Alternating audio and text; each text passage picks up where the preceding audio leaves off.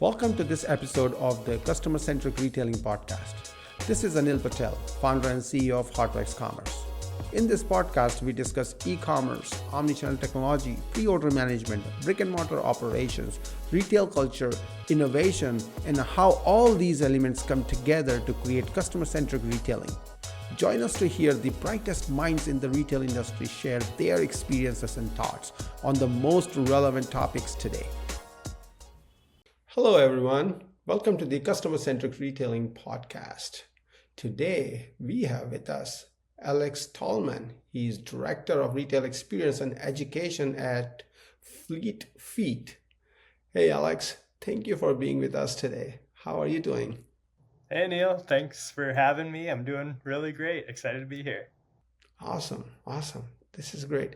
You know what? As I was working on preparing for our episode, I got really interested in your company, and I did watch a few videos on YouTube about your company and all that. And even though I'm like at 50 years, so been buying shoes for that long, I never thought what all goes into buying or helping customers buy a shoe. I mean, that's amazing. I was like, wow, these guys are doing something really special. So I'm really, really excited and really, curious to know from you how you got into this. How did you get into this Fleet Feet business? And your role is pretty hands-on. So tell me about your journey from wherever you think you can start and then till now. Yeah, so I mean, my joke these days is I've been working at Fleet Feet 10 years longer than I thought I was going to. So I was working for Coca-Cola in sales management and really enjoyed sales management, but just wasn't feeling super inspired to get out of bed every morning. I wasn't passionate about the product, not a knock on Coca-Cola by any means, but just wasn't for me. And I had been running with Fleet Feet in Pittsburgh, Pennsylvania, just a member of their training programs, and really loved that atmosphere and that environment and just the sense of community that it brought. And in that time, I got to see sales reps from different footwear brands. We would have a sales rep from Brooks at a running event. We'd have a sales rep from Hoka. So I'm like, okay, great. I'm doing the sales management thing over here. I could make a step over in that direction. And just in my time at Coca-Cola, I realized the people that I had the most respect for were the ones that started from the lowest levels of the company and worked their way up. So I was covering grocery stores at the time. So the people I looked up to were the ones that started off as merchandisers and put the products on the shelves day in, day out. And they just knew the business so well and could see how the whole thing came together. So I wanted to do that whenever I took that next leap. So I'd approach the store owner for just a part-time job on the weekends, thinking I'd get my foot in the door of the industry, and just fell in love with the culture of the organization, the culture of our brand. I ended up leaving Coca-Cola, starting full-time as an accessory buyer in the back room of Fleet Feet Pittsburgh. Picked up a lot of different roles over the course of 4 years. I was a footwear buyer, as an assistant store manager, did all new hire training, led some marketing initiatives we had around cross-country and track season. I led our training programs for marathon training all the way to 5K, 10K. I was an HR director for a little bit. I'm not qualified for it at all, but you just wear a lot of hats at retail, and just got a lot of great opportunities to get exposure to all areas of the business. And then from there, I was in the store that got the opportunity to pilot what is now our FitID 3D foot scanning and dynamics pressure mapping solution. So that was my foot in the door with our corporate office, which we call the store support team. And got an opportunity to help travel the country and bring the FitID experience to life across the brand. Awesome, man. This is great. In fact, Alex, I really love this part where you said now, where people who have hands-on experience at various levels, especially starting with the entry level, very much like interaction with the customers, knowing what they want, and then from there on to corporate. Why I like that is because people who make lateral entry directly into the management, when they say, hey man, you did a really good job, I appreciate it, I feel that it's just lip service and not actual appreciation, because you don't even know what it means to be a store associate or how to help the customer unless you have experience doing it. How would you actually appreciate, other than just in MBA school somebody told you you should thank everybody, you should appreciate people for what they are doing, but that doesn't mean you really appreciate. So in my version of what you said, it's important that the person who is in like your position has hands-on first-hand experience with retailing, buying, merchandising, all these things, so they can appreciate those people, guide them hands-on and show them how to do it. So that's really cool, man. Yeah, and even though I did it for 4 years at the store level, I've got longer tenure at the corporate office than I do at the store, which I don't know how I feel about that at this point. But I still try to stay connected. I still try to work the sales floor periodically, sometimes not as often as I'd like to. But it's just so important to stay in touch and in tune. As the customer changes, the staff changes, the processes change. It's just so important to stay connected. So if you're listening to this and you're not somebody who started at the lowest level of your organization, it's not too late. I've always found that it's just really appreciated by what we call our outfitters, our frontline associates, when you do just try to learn and understand and get to know them on a more personal level. So that would be my biggest advice, is to just lean into that, because you have no idea what you're going to find. Yes, and that's exactly when you do that. Now the associate knows when you say I appreciate it, what it means, because what it means to do that job, right? Which is great. Yeah. In fact, especially like when we go buy shoes, I would just pick up something from the shelf, try it on. If I like, I'll, buy it. Or maybe I'll ask the associate, get me the size. Well, I'm not like a buyer from a specialized shoe stores. I would rather just, I would generally go to like a departmental store places where you are like pretty much on your own. But like when you act, now that I know about how all these things happen, there's a lot of details into helping customer. Means you have to really love what you're doing. Unless you really love it, you are going to just not be able to notice all those details. And then, I see that you bring in technology along with the capable, skilled people in the store. So that even more complicates. So tell me about like, how do you do all these? How do you train people on them? Especially, when there is technology which augments human capability. We have generally experienced people first see it as a threat and see that as if this technology is going to replace me. So how are your store associates using the technology, the modern technology that you have in these stores for helping customers, and how are those associates feeling about it? Yes, I mean, I will say our outfitters, our frontline associates are the heroes of the story. The technology just bolsters their expertise and is another tool in their tool belt, but they're really the heroes that are delivering the amazing experience to our customers. Um, so we're really thoughtful about the people first approach. One of our core values, the first one is put people first, and we embody that in everything we do. So when you start in one of our stores, one of the first things you'll do in terms of training is spend about 30 minutes on how to greet the customer, which in most organizations, it would maybe not even be a topic you discuss. But it's just so important to us because we know we have people like you that walk in and you're not familiar with like the full one-on-one service. And how do we make it very approachable for you, where you don't feel intimidated walking into a running store? We work with all types of people, runners, walkers, people with just general foot pain, looking for just comfortable shoes to work a 12-hour hospital shift. So we're working with all types of people, even though we are a running store. So it's how do we do that in a very inclusive way where everybody feels welcome, and just really putting people first in that human relationship. I say it all the time. The most important part of our entire experience in our store is not the technology. It's what we call our customer interview, where we get to better understand what is bringing our customer in, So I know what kind of activities they're going to be doing in the shoes, what types of goals they have, any pains they may be experiencing, and then just their history with different shoes they've tried and liked, shoes they've tried and didn't like. And I'm a big fan of acronyms, so we put that into AGPS. So you follow a GPS to help the customer. So activities, goals, pains, solutions. And then the technology comes in. But at that point, you've already built the relationship and the rapport with the customer. So this is an extension of that trust that the outfitter has already built. And they've already established themselves as the expert. And we're really thoughtful in how we engineer our in-store process. So all the way down to the detail of the 3D foot scanner, it can tell us the customer's shoe size, but we've strategically picked to have it say the foot size, which is the raw measurement. We're typically going up about a half to a full size.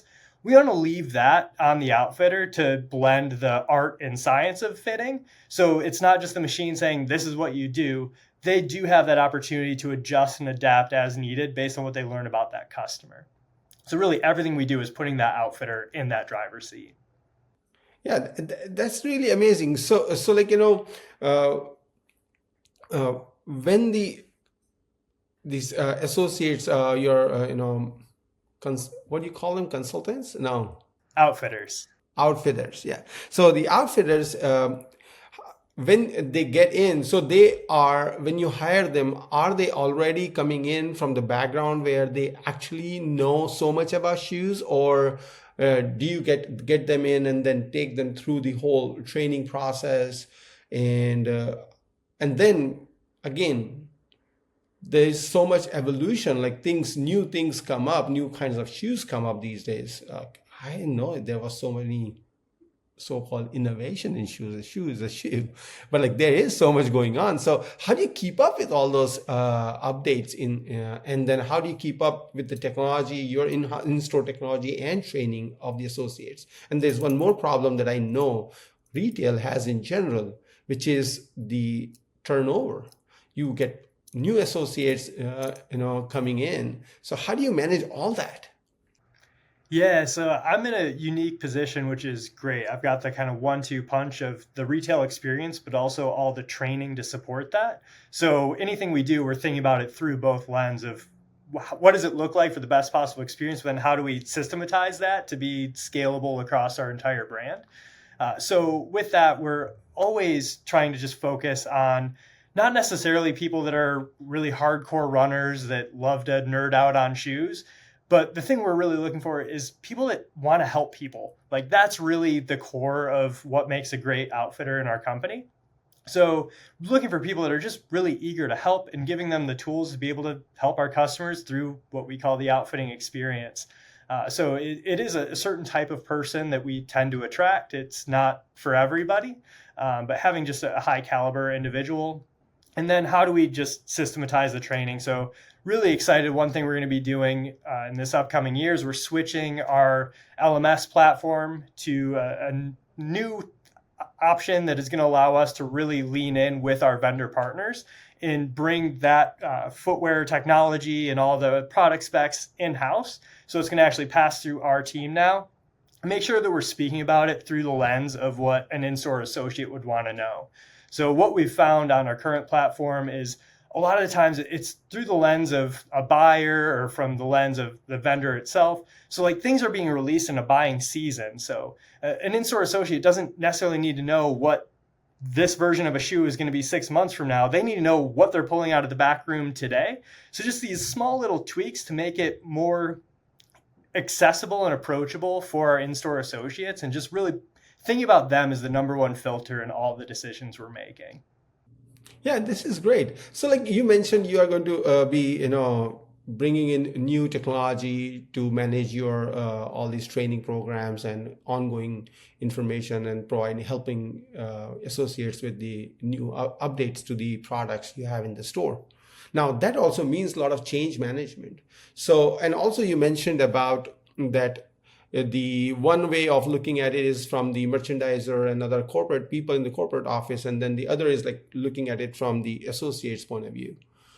So tell me about like how did you come to this observation where you saw that there were certain things that are being even though they are for associates, but they are being, designed or prepared by the people who are not exactly in that role. And then the observation led to the change. So tell me a little bit more about that. Yeah, so I'm gonna get vulnerable here and share my biggest mistake I've made in my experience career wise ever, not just at Fleet Feet. But we saw that we were losing ground in sock sales. We've always been really good at including that as part of what we call kind of the perfect fit: shoes, socks, and insoles. And it was slipping, and I took a very reactive approach to, hey, like we just need to change the system, change the process, and push this thing out. We know that socks are, we know in our core, it's like not even something we need to talk about, that socks are good and beneficial for the customer. So I kind of omitted that piece and just went into the business case and trying to just push this change through. And I got just nowhere on it. I think I lost a lot of social credit that I built over the years. And that really forced me to pause and reflect of like, I'm just speaking a totally different language than what resonates with the in-store associate. And frankly, what resonates with our franchisees. They're not doing what we do to try to get rich and have this huge business. They're doing it because they are really passionate about helping people. So through that, really tried to put myself in the audience, which is my customers. I think of my customers truly as the in-store associates, and what really drives them, what gets them up in the morning, what keeps them up at night, and really just everything I do speaking to those items. So recognize we're all in this because we care so much, and everything I do needs to be focused on how we create the best possible experience for our customers, both in the store and during their activity. So in learning that, really spending a lot of time just bouncing ideas off of store associates, our store managers, before we really make any serious decisions. We also have a brand advisory council as a company. So it's 12 franchisees and 3 of our company-owned operating partners, where we bounce kind of bigger, meatier initiatives off them before they ever see the light of day. And it's just a great way to just make sure that we're not thinking about things in an echo chamber, and what we're doing actually matters to the people in our stores who we're here to serve. So that it was a really rough learning for me because I felt so good about everything I was doing, but it just felt completely flat. But it's honestly been the best learning I've ever had, of just recognizing you're here to serve your customer, which is the in-store associate, and how you can get your message to resonate them. I feel like an in-store associate truly wants to do the best they can for their customer. It's about removing the barriers and allowing them to be that kind of magic sauce for the company. And it's not on me to try to like push this huge change initiative. They want to do the right thing, and it's how you speak to them in the right way. Awesome, man. This is great. Such amazing. Thank you very much for sharing experience. It's not easy, especially when we talk about our failures or something that didn't work out. So thank you very much for sharing your experience in first place. And then really important, which is like we can succeed or fail, we can work hard and whatever. But if you don't learn from it, then it's useless. You also tell a story that you actually observed, and you learned from it and tried something now that works. And then also you have a process that helps by running through people who are on the ground doing it, to like select set of people, get at their advice, and make sure that whatever is rolled out to all the store is actually something that is going to add value, which is very important actually. Otherwise, it's easy, especially coming from the technology background, for people like us, it's very easy to see things in terms of process optimization or compliance. Let's get this done. It will save us such and such because it will reduce 3 steps, or it will make sure that people scan the product. That means they are not stealing, or they are entering the right thing, or whatever. No, people first approach is very different from technology first approach, which is super important. But then, there's this one other thing, like you said, at the store level, you have associates and you have franchise operators who want to help people.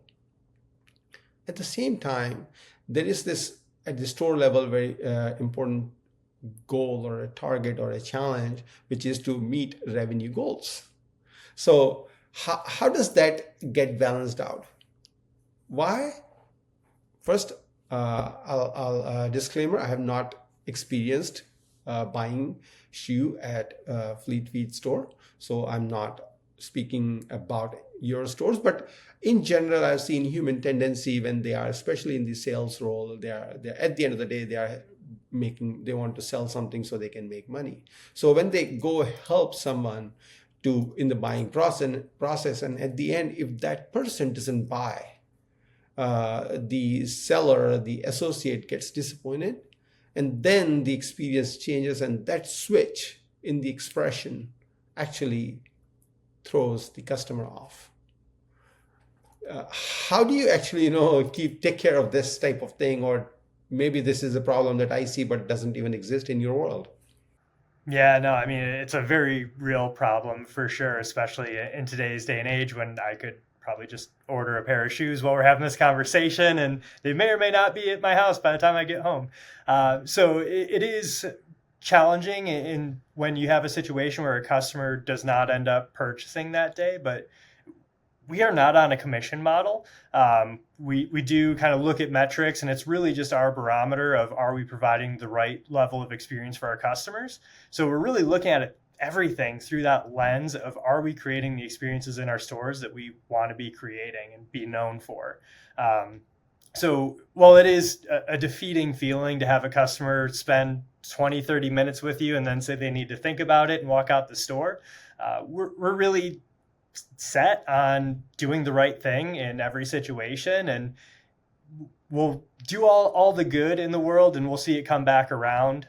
Obviously it is a business and we do need to be thoughtful about that, but it's worked for us for the past 49 years now. And we have seen it be a worthwhile thing. And even if that customer doesn't end up buying from you or ever buying from you, if you create a great experience, they'll tell people about it and you'll see somebody else come in. And a lot of our business is word of mouth referrals and just being really committed to being in our communities that we serve. So even if somebody doesn't buy that day, it comes back around. From the associate perspective, really being thoughtful about attracting the right people that genuinely want to help and benefit the customer, that's really a big part of it for sure. Awesome, man. This is great. So now, moving on to the next important question, or the topic that I want to discuss with you while I have you here. This artificial intelligence. We have all these human around. We have like what, 8 billion plus people on earth. And then now we have artificial intelligence. How are it, like, I'm a technology person. Challenge me with a task. Give me a hackathon idea on like, what artificial intelligence can do for retailing or businesses like yours. How do you see artificial intelligence playing a role for creating value for businesses like yours or your customers?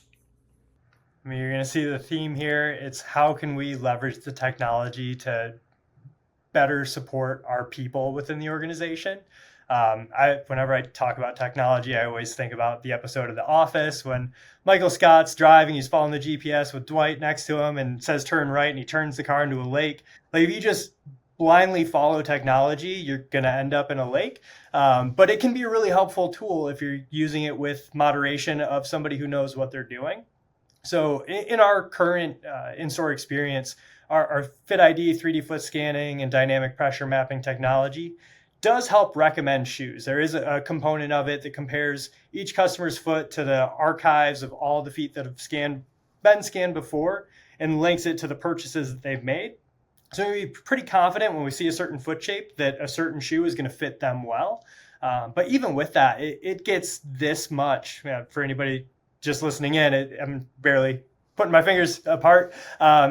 Very little impact to the overall experience. Like it's a blink and you miss it moment for the customer, where we basically just reinforce that, hey, like we took all the insights that we just shared with you and we're considering that in the footwear we're recommending. So overall, it has to be something that supports the in-store associate for brick and mortar, or else it's just getting in the way and it's noise. Yeah, makes sense. Totally makes sense. Then the other thing that we've been talking about a lot is the technology. For example, like you said, you could I could order a shoe and it will be delivered maybe tomorrow or day after for sure. In these days, I'm sure while it's important that people really even today want to go in the store, experience the product before they buy it, it's real, no questions about that. But at the same time, there is also a big component, a big part of the buying, retailing is now happening online. So for retailers like you, which have like a huge network, how are you like omnichannel retailing is a important topic. So how do you see it, and what are your current experiences that you deliver? How are you using it as of now, and what are your plans? Like, what do you think how omnichannel retailing can be helpful for the business? Yeah, so I will say we're leveraging majority of our stores as a fulfillment center for our e-commerce business. So if you order a shoe on fleetfeet.com, it's likely coming from a local store somewhere. It's always routed to the one that's closest to you. So it is a great way to have our stores not have this us versus them of our .com business. Even on the franchise side, it is a meaningful part of many of our franchisees' business model. So that's one way that we're really leveraging it. I will say we do use BOPIS. It's with limited success. Most people really check online to see if we have the shoes and want to come in and try it before they commit to anything anyway. Because what we do is such a kind of intimate, personal experience of having a shoe on your foot that a lot of people generally want to just come in and try it on before they would pay for it. So that's a big piece. I think our big thing moving forward is just how do we get our digital experience to better mirror what we do in store, and how do we kind of take some of the best pieces of what we're able to do face to face and bring that online by helping to share all the resources and guidance that our outfitters are known for. But with that too, like I think we've done a really good job on our digital side of we have a customer care team that is made up of mostly people that have worked in our stores before. So it's not just people who are routing an order or like answering some shipping question. They can genuinely give you help on what type of shoe you might want to try, or if you had an issue with something, they can point you in the right direction. So really trying to make it the seamless experience for the customer. Awesome, and this is great. I really like what you said. With the e-commerce, you are also, because most of the online orders are being fulfilled by the store. So like stores are not losing, or they are not competing against e-com, which is very important. And also the company like yours with such a good network of stores, that strategy is even works really well, because everybody wants to get this item delivered in like a day or max two. Getting express delivery done is expensive, but with the such a good network of store, you can deliver something in very short period of time with much less cost, which is amazing. So I'm glad to know that fulfilling online orders from the store is working out so well for you. Amazing. And also at the same time, because you have corporate owned stores and franchise stores, that strategy even helps. And franchise stores don't feel like they are like a stepchild of the company, so which is important. So thank you. Yeah, this is great. Man, Alex, thank you very much. I'm really happy that I had opportunity to come talk to you here. So tell us about the last topic I want to talk about, like before we end this one. Tell us about like what you think is coming in next in 2025 for you. We are coming to the end of 24, and I'm sure there's a lot of innovation, a lot of changes coming up. So give us a trailer. Yes, I mean, we're continuing to focus on the customer, creating meaningful experiences. The kind of biggest change that we have in store for 2025 is working with our 3D foot scanning partner to be able to serve some of the insights that the customer may see online directly to our in-store associates in the moment. So when we have our tool that can recommend different shoes for different foot shapes, be able to add some additional layers of information like the drop of a shoe, the stack height, which is how tall the midsole of the shoe is, and some like lesser known information that gets really nuanced, and the weight, stuff that an outfitter's not going to memorize, just to better bolster their experience. what we're finding is today with technology, more and more customers are coming in largely informed about the shoes that they want to try. And in some cases, they may have memorized some certain details where it feels odd if we don't actually have those details at our fingertips as well. So really excited about that. That's a really great kind of partnership and collaboration with Volumental, who we work with closely. So that'll be kind of the big technology shift. But overall, really just looking at how we simplify and streamline processes for our in-store associates so they can spend more time focusing on building the rapport and the relationship with the customer and less time thinking about all the little details that you need to think about as a retail associate. Awesome. This is great. Very important. Like, be associates being able to answer questions and be able to talk with the customer and be able to help with all the information at the same time, spend more time with them instead of, doing those basic grunt work, which is very important. Yeah, great ideas. And you are doing all these great things, definitely, with all these nice plans and execution and operate well-managed operation. Fleet Feet is set for success, and I'm sure you're going to see a really good 2025. Thank you very much. I'm really excited. Alex, thank you for being here today, and yeah, hope you enjoyed. Yeah, thank you, Neil. This is great. That's it for this episode of the Customer Centric Retailing Podcast. If you like what you heard, you can subscribe on Apple Podcast, Spotify, and Google Podcast. Please rate and review and recommend to a friend or a fellow retail fanatic. This podcast is presented by Hotworks Commerce.